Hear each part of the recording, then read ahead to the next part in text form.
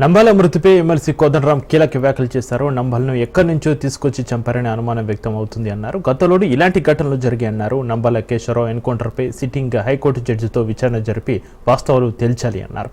మనుషులను చంపి రాజకీయాలు సిద్ధాంతాలను రూపుమాపాలి అనుకోవడం పొరపాటన్నారు. నరమెద్దని ఆపాలని డిమాండ్ చేశారు. తలలకు వెలకట్టి వెంటాడి చంపడం మానవతా విలువలకు విరుద్ధమన్నారు. చాలా అనుమానాలు కలుగుతున్నాయి. ఇవాళ అందరూ ఒక అనుమానం ఏంటంటే ఆయన ఎక్కడనో పట్టుకొచ్చి కాల్చి చెప్పారు. గతంలో జరిగిన ఎన్కౌంటర్లు కూడా అదే పద్ధతిలో సాగినాయి. అందుకని ఈ విషయమై తప్పనిసరిగా ఒక సిట్టింగ్ హైకోర్టు జడ్జి చేత విచారణ జరిపించి వాస్తవాలు తేల్చాలని చెప్పి ఈ సందర్భంగా కోరుతా ఉన్నాం. రెండవది ఏంటంటే మనుషుల్ని ఈ రకంగా చంపటం ద్వారా ఒక రాజకీయాన్ని ఒక సిద్ధాంతాన్ని రూపుమాపాలనుకోవటం కూడా చాలా పొరపాటు.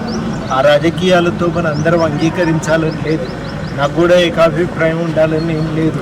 కానీ రాజకీయాలతో వ్యవహరించేటప్పుడు రాజకీయపరమైన విమర్శలే ఉండాలి, రాజకీయపరమైన వాదనలే ఉండాలి తప్ప ఈ రకమైన పద్ధతులు పనిచేయవు. అది అనవసరమైనటువంటి హింసకు దారితీస్తూ ఉంటుంది, సమాజాన్ని అగ్నిగుండంగా మార్చేస్తూ ఉంటుంది. అందుకని ఇటువంటి నరమేధాన్ని ప్రభుత్వం ఆపాలి. అందుకని ఈ ఎన్కౌంటర్ను ఖండిస్తూ తప్పనిసరిగా దీనిపై విచారణ జరిపి వాస్తవాలు తేల్చాలని శాంతి చర్చలు జరిపి నక్సలైట్లు కోరుకుంటున్నారు కూడా. ఇవాళ శాంతి చర్చలు జరిపి మొత్తంగా అక్కడ ఛత్తీస్గఢ్లో శాంతిని పెంపొందింపజేయాలని, ఈ రకమైన నరమేధాన్ని ఆపాలని ఈ సందర్భంగా నేను కేంద్ర ప్రభుత్వానికి విజ్ఞప్తి చేస్తాను.